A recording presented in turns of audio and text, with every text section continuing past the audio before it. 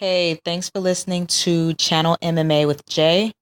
I'm Jay, and this is my post-show reaction to the Contender series. So, the Contender series season 2 debuted tonight. Michael Bisping and Brendan Fitzgerald were the commentators, and then they had the usual suspects: Dana White, McMahon, and Sean Shelby were there watching the fight, getting ready to give out those UFC contracts. I'm just going to go through the fights real quickly and give my thoughts on them. And then afterwards, just talk a little bit about, I guess, the business side of this whole show. There's something about it that's interesting. Anyways, there were 5 fights on this card, 4 finishes. Dana White has really pushed people to get these finishes, and he's got them. The first fight was kind of a funny one. It was Kevin Holland and Will Santiago. Kevin Holland won. It was a decision, 30-27. He got 3 30-27s. He came out, Kevin Holland was the favorite. He came out very, very cocky. He did have a mediocre performance. He was throwing some unconventional style strikes, or unconventional from what I've seen in the octagon. So like chopping down on the shoulder, or chopping down at the neck. He was doing throwing some interesting strikes.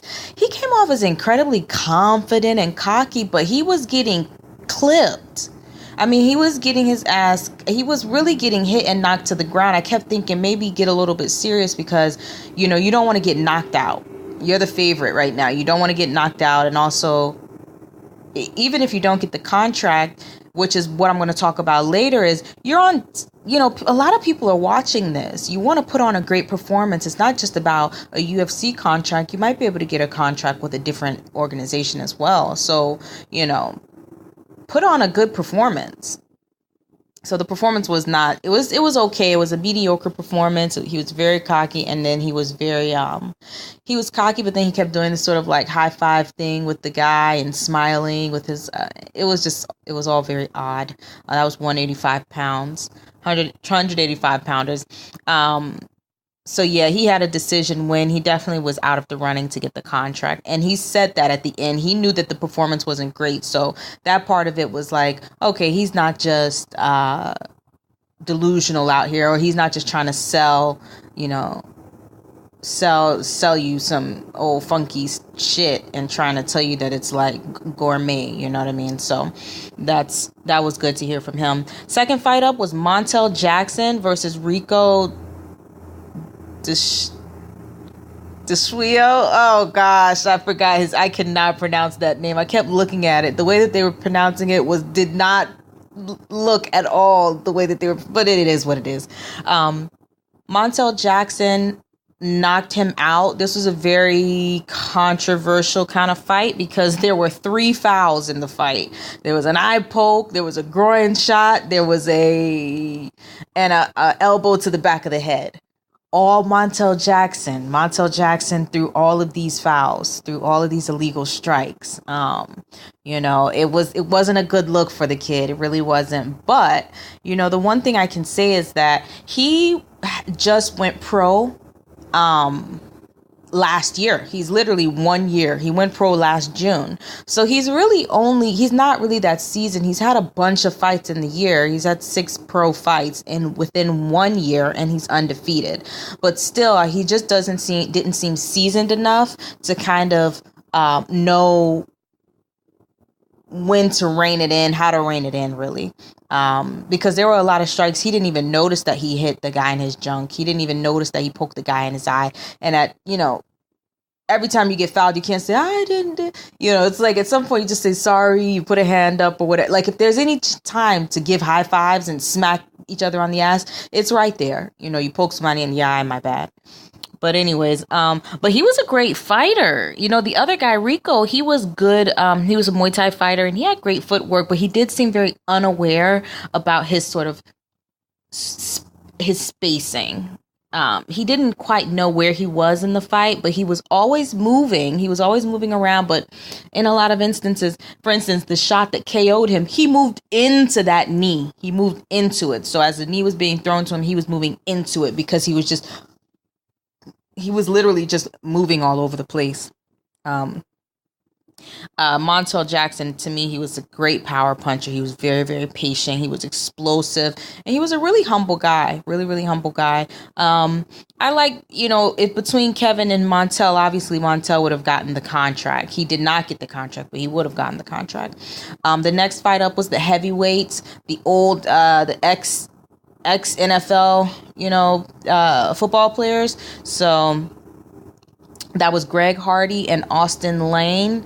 Quick fight, vicious KO. Greg Hardy put him down on one knee, and then Austin Lane kind of got up. He was going to get his bearings, and then Greg Hardy came across with a left hook that just lifted him up a little bit, and that was it. That was all she wrote. So it was a very, very quick fight. And Greg Hardy, he was one of the guys to get a contract. And he got a contract that was like, we'll give you a contract on the stipulations that you get better as a fighter.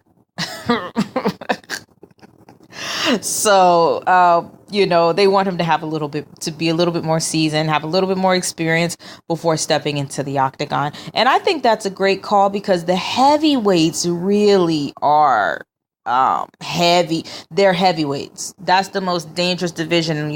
Like I was saying, I made a video about Curtis Blades KO. Check that out, on my channel. But I did the video about Curtis Blades just splitting Overeem wide open with several elbows, and that type of stuff. You need to be ready for something like that. You need to be ready mentally. You need to be physically ready to kind of get in there and deal with that type of power. So I like that they said that. I like that they're being cautious with him and allowing him to get a little bit more experience.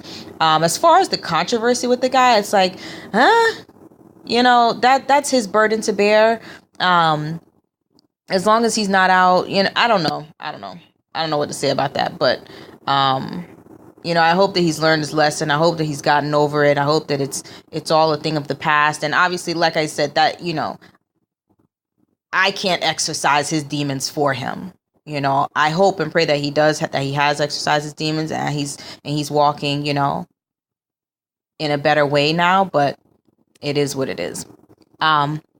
Chris Curtis. The next fight was Chris Curtis versus Sean Lally. This was my favorite fight on the card. I knew that I believe they were welterweights. Yeah, welterweights. Lally was a ex-Army Ranger. So you knew he was going to be out there. He was going to be hard to put away. And Chris Curtis had been fighting MMA for a while is what it looks like. He's been fighting for a while. He's 30 years old. And he definitely has a lot of experience. He was more of a boxer. He came out more like a boxer. He did come out like a boxer. He fought the entire fight out of a Philly shell.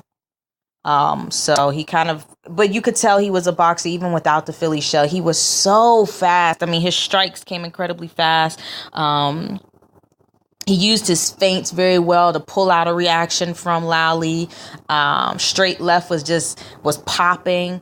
He really did have a great boxing game. The interesting thing about this fight was that he finished Lally with a hook kick, a lead leg hook kick. Just boom, kicked in. This is in the third round, like a minute into the third round. Just kind of knocked him out with a hook kick. It was beautiful. It was really nice. I thought it was great because in the third round, each guy, you could tell that they knew that they weren't sure if they had won the fight. So Lally definitely thought that he was behind. He came out swinging. He came out third round swinging, and he opened up the third round with a head kick. To Curtis. So he was trying to kind of catch Curtis off guard because they were kind of boxing the whole time and doing these low leg kicks, but there wasn't much MMA involved in it. But it was Curtis who ended up catching Lally. Curtis caught him with the little hook kick. I thought he was very charismatic, very well spoken. He had a great look, everything. I mean, I would love to see him in the UFC. He did not get a contract. But I would love to see him in the UFC, especially in the welterweight division. It's a good division, and I think he would. I think he'd do pretty well in there. The last fight was Alonzo Menifield versus Deshaun Boatwright. Alonzo Menifield fought in the first season, and he won, but by doctor stoppage. which is not the way you want to win in Contender Series, because you're not getting a contract, you're not getting much of anything. But they did tell him to come back after he got some experience, so he went and fought 2 fights outside of outside of Contender Series, came back to the Contender Series, and you could tell he was hungry. You could tell he was like, yeah, if I break a guy's orbital bone this time, I'm going to do it in spectacular fashion. I'm going to do this. And then he went out there in 9 seconds and knocked out Deshaun Boatwright. Deshaun came out and he was trying to throw a head kick. Like his first strike was a head kick, but it was like Alonzo jumped over the kick and just clipped him with a overhand right over the jaw, and it just put him down. He wasn't really out. Boatwright was kind of trying to protest the stoppage a little bit because he wasn't really out, but he got knocked down to the ground. He got jumped on, and then, several of those punches, he didn't really have a guard up. I mean, it was just, he wasn't really turtled, but he was kind of like trying to block, but a lot of the punches were going straight through. So hitting him right on the head. So I was okay with the stoppage. I thought it looked good. And also, I think Dana White, everybody was okay with the stoppage because he is the second guy who got the UFC contract. And he's a light heavyweight, so 205er. And 205 needs bodies. Oh my gosh, 205 needs bodies. They need some more bodies in that division. There's nothing popping in that division at all. So we'll see Alonzo Menifield and we'll see Greg Hardy at some point in the UFC, fighting off of their spectacular knockouts in this Contender Series. I thought it was really good. Now, this is what I wanted to talk about on the business end of it. So they do this show called Contender Series. I wonder if these fighters can now go over to another organization. For instance, Chris Curtis did not get a contract, and I figured he wasn't going to get a contract. One, he came out in a Philly shell.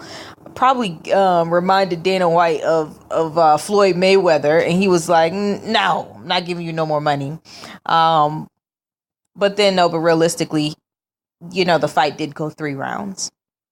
So like Curtis and also Montel Jackson, their fights went 3 rounds. It went all the way to the end. And that's not what the Contender Series is about. The Contender Series is about going out hungry, going for the knockout in every second of the fight. Like it's kind of, I don't know. It's not realistic necessarily. It's a performance that you would love to see, but I don't know if you can keep up that type of pace. 3 rounds, okay, but what about, 5 fights? Are you going to be able to have 5 straight knockouts with that type of pace? I don't know. Might be pretty bad on the body, but who knows?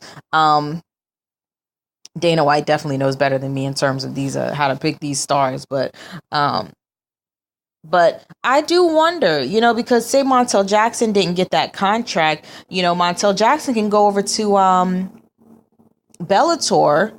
That was a bantamweight fight, so he could go over to Bellator and fight that little Irish bantamweight that they have over there. Gallagher? I can't remember his name, but he can go and fight that guy. He has a great, that guy has a whole lot of push behind him, and he's got a pretty decent name. Obviously, no name is going to be as big as any name in the UFC, but he's pretty big over there.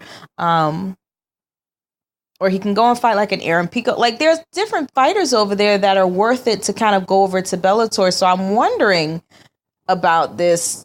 When the fighters don't get knocked out and then you have these fighters that made great performances. For instance, Kevin Holland's performance was not good. So you don't have to worry much about that. But like a Montel Jackson or a Chris Curtis definitely put on a great performance. And he was so charismatic. I'm pretty sure that people are going to want to follow him on whatever all his social media platforms. They're going to want to see his fights. For instance, if he was, in my town and I knew that he was going to be fighting, I was free, I would go and watch him fight. I would.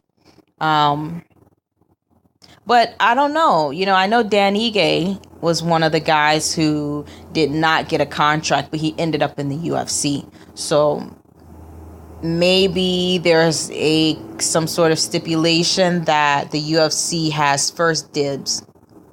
So they don't have to offer you a contract, but they do have first dibs on like, they don't have to offer you a contract on the show, but they have first dibs on whether, they want to sign you or they'll let you go to sign with somebody else, for instance. Because, yeah, I guess you don't have to win your contract on the show, but something about it, I was just like, Chris should have gotten that contract over who, though?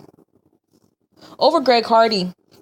Yeah, over Greg Hardy, because they didn't even give him a contract to fight in the UFC. They said, I'll give you a contract to continue to get more experience so that you can fight in the UFC. It's just an odd sort of interesting sort of tactic. I know for sure they don't want Greg Hardy to go to another promotion. Definitely not. So, they'll use whatever tactics they can to keep him bound a bit to the UFC, keep him close to the UFC. But in the same vein, Greg Hardy wants to be in the UFC. I'm pretty sure, he used to be in the NFL. I'm sure that he wants to be at the top MMA promotion, which is the UFC. But all in all, it was a great show, 4 finishes, some controversy in one of the fights, looking forward to it. Anyways, that's my post-fight reaction to the show, or post-show reaction. Go ahead and leave me a comment. Let me know, what you guys thought about the show if you watched it. Go ahead and like, subscribe, send me a comment.